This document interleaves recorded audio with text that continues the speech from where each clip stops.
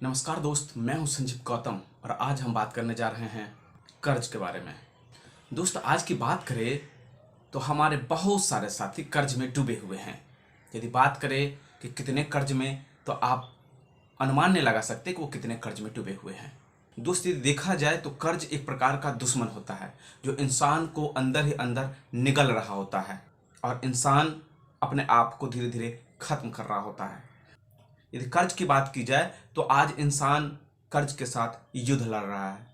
अभी के समय में यदि आप किसी दूसरे लोगों से मिलते हैं तो हर इंसान कहेंगे कि मैं कर्ज में हूं तो मैं कर्ज में हूं। दोस्त, बात आती है कि इस कर्ज को कैसे खत्म किया जाए। तो सबसे पहले मैं आपको एक बात बता देना चाहता हूं कि कर्ज आपका दुश्मन है।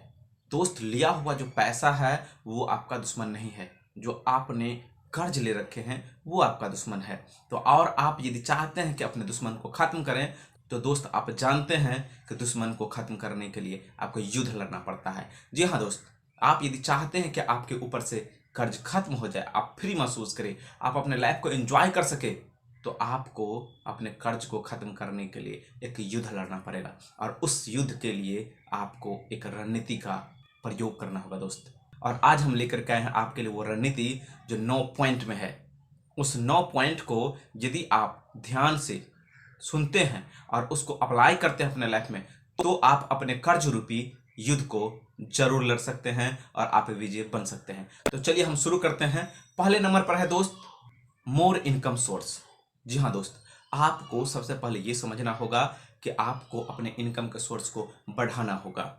आपको ये समझना होगा कि आपका जो भी इनकम है, आज यदि आपका इनकम ज़्यादा से ज़्यादा होता तब आप कर्ज के जाल में शायद नहीं फंसते, फंस भी सकते थे, लेकिन आप किसी न किसी तरीके से उबर जाते। दोस्त, यदि आप जो भी काम कर रहे हैं उससे आपका घर परिवार नहीं चल रहा है, आपका जो भी काम है वो पूरा नहीं हो पा रहा है, तो ज़रूरत है दोस्त आपको एक्स्ट्रा इनकम की।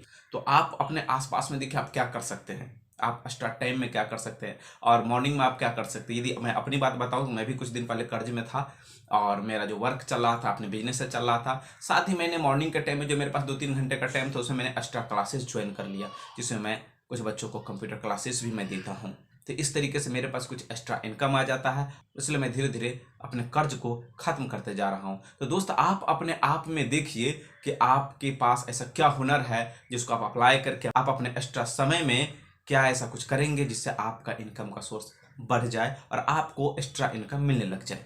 जी हाँ दोस्त, दूसरे नंबर पर है दोस्त, कंट्रोल योर परचेजिंग। जी हाँ दोस्त, सेकेंड नंबर पर है कंट्रोल योर परचेजिंग। आपको अपने परचेज यानी खर्च करने का जो आपको आदत है उसको कंट्रोल करना पड़ेगा। आप कभी देखते हैं कि जहाँ पे आप रह रहे हैं वहाँ पे कुछ सामान वाले आ जाते हैं, या फिर आप देखते हैं कि कहीं भी आप मार्केट में निकलते हैं तो आप चलते हैं किसी और सामान के लिए, साथ ही देखते कुछ अट्रैक्टिव चीज़ें हैं, कुछ अट्रैक्टिव घर की चीज़ें हैं, या देखते कुछ इलेक्ट्रॉनिक नया गैजेट्स आ गया है मार्केट में, तो आपके माइंड में आता है कि चलो ये ले लेता हूँ, तो ये ले लेता हूँ, क्योंकि आजकल तो फाइनेंस पर बहुत सारी चीज़ें मिलने लग गए हैं। जी हाँ दोस्तों, जिसकी आपको जरूरत भी नहीं होती, लेकिन आप मार्केट में देखते हैं ये तो नया आ गया, अब तो मुझे लेटेस्ट होने की जरूरत है, और आप क्या करते हैं, उस कर्ज में फंस रहे हैं। आपको ध्यान देने की जरूरत है दोस्त कि इस तरीके का जो आपका आदत है उसको आप कंट्रोल करें। जिस चीज की आपको जरूरत है आप उसी चीज को खरीदें, जिसका आपको जरूरत ना हो उसको आप ना खरीदें। कोशिश करें कि ऐसी चीजों को, यदि घर में है जिसका आपको यूज नहीं है, उसको सेल करके हटा दें, उससे आपको कुछ अमाउंट आ जाएंगे जिससे आप कर्ज को खत्म कर सकते हैं। तो जिस चीज का आपको जरूरत हो उसको ही खरीदें, जिसको आपको जरूरत नहीं हो वो वस्तु आप ना खरीदें। अपने परचेजिंग पर कंट्रोल, अपने खर्च पे कंट्रोल कीजिए। जी हाँ दोस्त, तीसरे नंबर पर है दोस्त, लिस्ट योर लायबिलिटी। एक लिस्ट बनाए आप जिसमें आप किससे कितना ले रखे हैं। मान लीजिए किसी दोस्त से आपने 2,000 रुपये ले रखे हैं, किसी मोबाइल परचेजिंग आप कर रखे हैं लोन पे, आपने कोई टेलीविज़न परचेजिंग कर रखे हैं, आपने होम लोन ले रखा है, आपने कार लोन ले रखा है, आप अलग अलग तरीके का बहुत सारे लोन ले रखे हैं, किसी मान लीजिए मार्केट वाले से कुछ पैसे ले रखे हैं। इस तरीके का जितना भी आपके पास लायबिलिटी है, किसी कुछ उधार मांग रखे हैं, सबका एक लिस्ट बनाइए दोस्त। और उस लिस्ट को जब आप एक बार बना लेते हैं फिर उसको आप डिसेंडिंग से असेंडिंग यानी छोटा को पहले रखें, बाद में धीरे धीरे आप बड़ा बड़ा को लिखते चले। जैसे आपने अपने दोस्त से 2,000 रुपये उधार ले रखे हैं, उसको आप पहले लिखना है। आपने मोबाइल का एक अच्छा मोबाइल ले रखे हैं और उस मोबाइल का लगभग आपने फाइनेंस कर रखा है तो वो आपको 15,000 से 20,000 का होगा, तो उसको आप सेकेंड स्थान पे रखें। आपने किसी पड़ोसी से 45,000 रुपये ले रखे हैं, उसको आप उसके बाद रखें। आपने अपना बाइक का लोन ले रखा है, वो भी आपको लगभग 60-65,000 हो सकता है, उसको उसके बाद रखें। आपका होम लोन है उसके बाद रखें।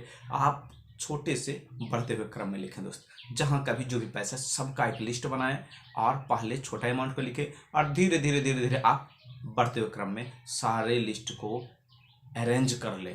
इसी में एक और टिप बताना चाहूँगा दोस्त कि आप जो लिस्ट बना रखे हैं इसके साथ साथ एक और उसी लिस्ट में ऐसा करें कि नंबरिंग योर ट्रबल प्रॉब्लम, जो आपको ट्रबल दे रहा है बहुत ज़्यादा, उसमें से कुछ लोग ऐसे होंगे बहुत ज़्यादा आपको परेशान कर रहे होंगे, तो जो आपको बहुत ज़्यादा परेशान कर रहे हैं उसी लिस्ट में आप उनके सामने एक, है ना, ऐसे मैनेज करें, फिर से 1 नंबर दे दें, फिर से 2 नंबर दे दें। इस तरीके से जो जो आपको परेशान करे उनका नाम नंबरिंग वही रहेगा पहले वाला ही, लेकिन उसमें आप 1 नंबर 2 नंबर 3 नंबर, इससे आपको पता चल जाएगा कि लिस्ट तो मेरे पास है और उसको मुझे पे भी करना है।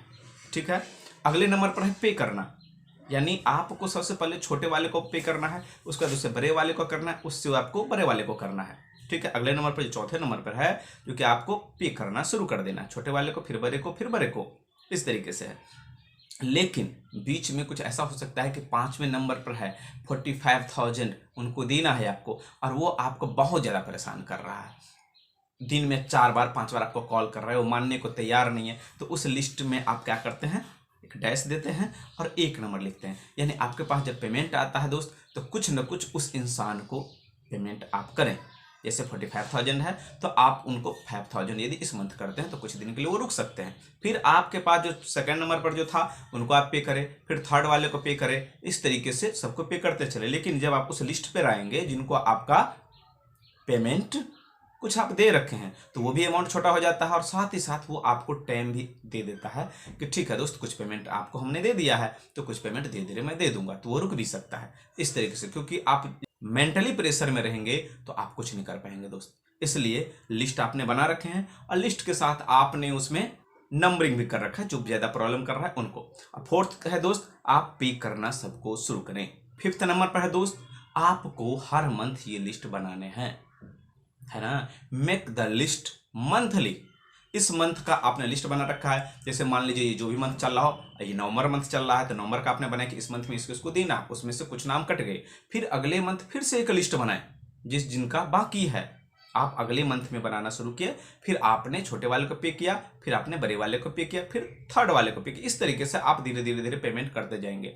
दोस्त आपको बताना चाहूंगा, बहुत सारे एक्सपर्ट आपको मिल जाएंगे जो बताते हैं कि जो सबसे पहले जिसका इंटरेस्ट ज्यादा जा रहा हो उनको पे करें।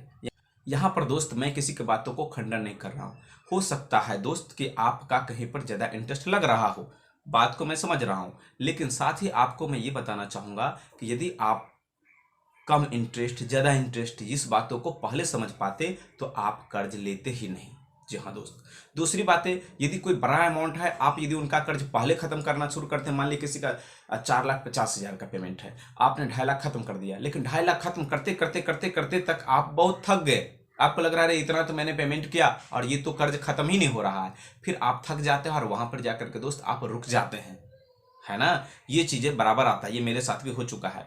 लेकिन यदि आप छोटे कर्ज वाले को खत्म करते हैं तो एक तो आप खर्च खत्म करते ही हैं, साथ ही साथ आपके माइंड में हैप्पीनेस आ जाता है। हैप्पीनेस इस बात का आ जाता है कि मैंने मेहनत किया और मैं कर्ज खत्म ही कर रहा हूं। और जब आप 2-3 कर्ज खत्म कर दिए रहेंगे, जब अगले लिस्ट पर पहुंचेंगे आप अपने आप को एनर्जेटिक फील करेंगे कि आप मेहनत कर रहे हैं और धीरे धीरे कर्ज को खत्म कर रहे हैं, ये भी चीज आप में आता है। अगले नंबर पर है दोस्त, अगेन पे फर्स्ट टू लास्ट। जी हाँ दोस्त, फिर से उसी बात को आपको रिपीट करना है, हर मंथ आपको रिपीट करते चलना है, पहले वाले को कर्ज खत्म करना है, फिर दूसरे वाले को, फिर तीसरे वाले को। इसमें मैं एक पॉइंट और जोड़ना चाहूंगा दोस्त कि यदि होता क्या है कि यदि बीच में कोई परेशान कर रहा है आपके कर्ज के लिए कि नहीं मुझे मंथली मंथली कुछ ना कुछ देते चलो, मंथली इंस्टॉलमेंट मुझे देते चलो, तो दोस्त आपको बताना चाहूंगा आपने जो एक्स्ट्रा इनकम सोर्स की बातें जो मैंने फर्स्ट में बताया उन बातों पर अमल करें। आपको एक्स्ट्रा इनकम जो भी आ रहा है सबसे पहले आपका जो इंस्टॉलमेंट जा रहा है उनको पे करें, और उसके बाद पर मंथ जो आपको बच रहा है उससे सबसे पहले छोटे वाले को ज्यादा पे करते चले, जिससे आप जल्द से जल्द कर्ज से छुटकारा पाते चले जाएंगे और एक एक करके आपका कर्ज जो भी है धीरे धीरे खत्म होते चला जाएगा। 7वें नंबर पर है दोस्त, पे हिम और her before some days if you don't pay. जी हाँ दोस्त, काफ़ी ऐसे आपके पास सिचुएशन आ जाएंगे कि आप चाह रहे हैं कि इस मंथ में इनका पेमेंट दे दूँ, इनका पेमेंट दे दूँ, इनका पेमेंट दे दूँ। आपने 2-3 लोगों को टाइम दे रखे हैं, लेकिन होता क्या है कि आपका पैसा जहाँ से भी आने वाला है वो समय से नहीं आ पाता। उस समय आप क्या करते हैं, मायूस हो जाते हैं। अगला आपको टॉर्चर कर रहा है, बार बार प्रेशर दे रहा है, बार बार कॉल कर रहा है और प्रेशर में आप जी रहे हैं। उस समय आपको क्या करना चाहिए दोस्त? उस समय में जब आप देख रहे हैं कि मेरे पास पेमेंट नहीं आ पाया है, तो कोशिश कीजिए 1 से 2 दिन या 4 दिन पहले अगला को कॉल कर दिए, दोस्त आपको जो मैंने टाइम दिया था उस टाइम पे मैं पूरी कोशिश किया कि पेमेंट आपको कर दूं, लेकिन मेरे पास पैसा का जुगाड़ नहीं हो पाया, मेरे पास पैसे नहीं आ पाए, इसलिए मैं आपसे थोड़ी सी टाइम का और मोहलत मांगता हूं। मुझे थोड़ा सा और समय दीजिए और आप एक्स्ट्रा टाइम उनके कॉल करने से पहले ले लीजिए, जिससे आप प्रेशर में भी नहीं रहेंगे, साथ ही अगला को ये भी समझ में आएगा कि आपने कोशिश किया है, इसलिए तो आपने अपना रिस्पॉन्स दिया है, यानी आप अपने कर्ज को खत्म करने के लिए प्रतिबद्ध है और मेहनत कर रहे हैं। इस बात को समझते हुए वे आपको अगला टाइम जरूर दे देंगे। ठीक है दोस्त, इसलिए आपको जब पेमेंट नहीं आ रहा हो तो पहले से कॉल करके अगला समय मांग लेना चाहिए, जिस समय पर आपका पेमेंट आए। ठीक है, नेक्स्ट 8 नंबर पर है दोस्त, 10% सेविंग। जी हाँ दोस्त, आपका मंथली जो भी पैसा आ रहा हो उसमें से आप कोशिश कीजिए कि 10% सेव करें। अलग अलग जगह आप सोच रहे होंगे कि फिर 10% को मैं सेव कर रहा हूं तो मैं क्या इन्वेस्ट कर दूं? जी नहीं दोस्त, आपको मैं बताना चाहूंगा कि आपको कर्ज खत्म करना है और उसके लिए जरूरी है कि अपने इनकम का पर मंथ का जो भी आपका इनकम आ रहा है 10% को आप सेव करके रखें। जी हाँ, यदि आप 10% को सेव करते हैं, अगले मंथ फिर से आपके पास मंथली इनकम आता है और उसमें से भी आप 10% को सेव करके रखते हैं, इस तरीके से आपके पास कुछ अमाउंट जमा हो जाता है। आपको दोस्त बताना चाहूंगा, आप यदि कर्ज में हैं तो ये निश्चित बात है कि आपको कुछ दिनों के बाद फिर से पैसे की चोरी होगी और होगी ही होगी। ये मेरे साथ भी हो चुका है। इसलिए दोस्त आपको बताना चाहूंगा, जब भी आपको एक्स्ट्रा अमाउंट की चोरी होती है तब आप अलग से कर्ज ना लें, क्योंकि ये एक्स्ट्रा कर्ज लेने के ही चक्कर में आप कर्ज के बाद दूसरे कर्ज, तीसरे कर्ज, चौथे कर्ज में फंसते जा रहे हैं। ये चीजें ना करें। वो जो आपका अलग अलग सेविंग होगा पर मंथ का, जो आपने 10% से जमा करते चले हैं हर मंथ अपने इनकम में से, वो थोड़ा सा अमाउंट बढ़ गया रहेगा। और जब भी आपको किसी चीज के लिए, हो सकता है आपका व्यवसाय हो, उसमें दोबारा से इन्वेस्ट करने की जरूरत हो, अपने पैसों का आप इन्वेस्ट कीजिए। हो सकता है घर में कुछ जरूरी काम लग गया हो, उसको इन्वेस्ट कीजिए। हो सकता है घर में कोई इमरजेंसी हॉस्पिटलाइज केस हो गया हो, उसमें आप यूज कीजिए। हो सकता है आपको कुछ घरेलू उपकरण की जरूरत हो, उसमें आप यूज कीजिए। यानी दोस्त आपको अपना सेविंग इसलिए रखते चलना है कि आपका जब इमरजेंसी टाइम आ जाए तो कुछ न कुछ आपके पास सेविंग रहे और उसका उपयोग आप कर सके और अलग से कर्ज लेने की जरूरत ना पड़े। अगले नंबर पर यही है दोस्त कि use your saving while it's necessary. जी हाँ दोस्त, जब आपको जरूरत हो तभी अपनी सेविंग को यूज करें, है ना। घर में यदि कोई छोटा सा पार्टी हो गया, बच्चे के कुछ खर्च हो गए, घरेलू कुछ राशन पानी लाने हैं, उन सब में इन पैसों को खर्च ना करें, क्योंकि इसको आपने अपने इमरजेंसी फंड के लिए जमा करके रखे हैं।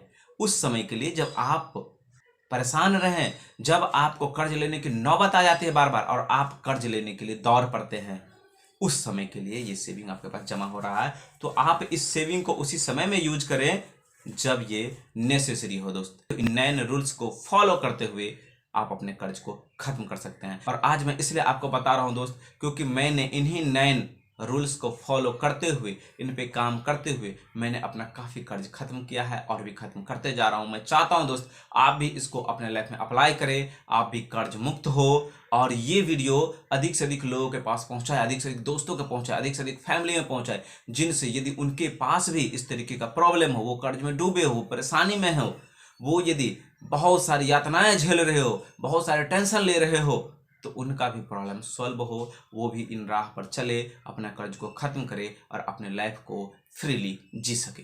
दोस्त, इस वीडियो में आज इतना ही। आपने अपना कीमती समय दिया, इसके लिए आपको बहुत बहुत धन्यवाद। Thank you.